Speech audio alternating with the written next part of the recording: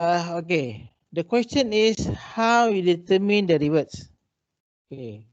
There are first for this situation for this example which I have shown you how to determine the rivets. There are already rivets which is used to attach this angle L angle to the skin. So we use same rivets.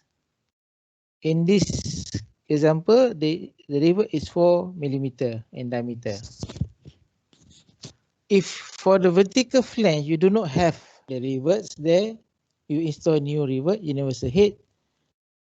The best is you follow the same material, same type and same diameter of the lower flange.